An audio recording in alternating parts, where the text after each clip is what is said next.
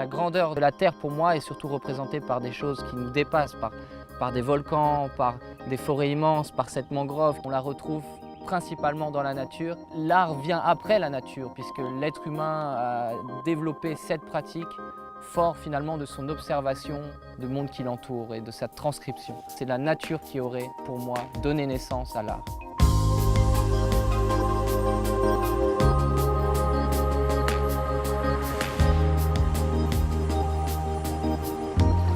J'ai choisi de mettre en lumière un des oiseaux, non pas seulement emblématique, mais important de la mangrove, qui joue son rôle dans l'écosystème, qui est un kingfisher, qui est finalement un martin-pêcheur en français.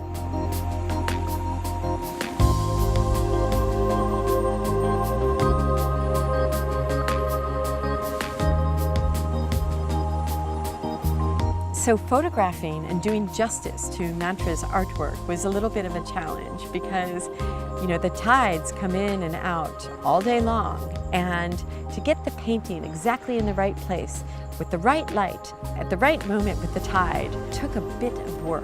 And really, by the end of it, I was up to here with my camera like this in the water to get that moment because I wanted the water to meet the base of the painting. You needed just the right moment for all the elements to come together. And finally, by some small miracle, it did.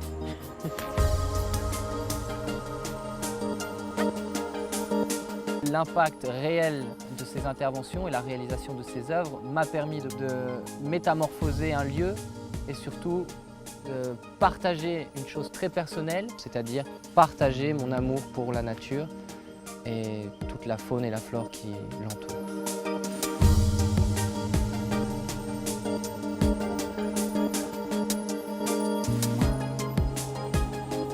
You know, he picked a mangrove kingfisher to paint. You know, the painting blended in with the mangroves behind it. The bird looked like it was meant to be there.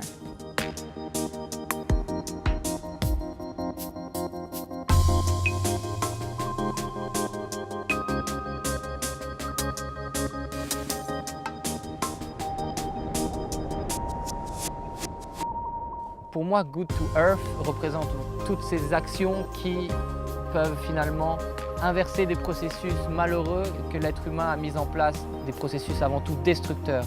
Destructeurs envers notre environnement, la faune et la flore qui nous entourent et qui étaient bien évidemment présentes avant notre développement.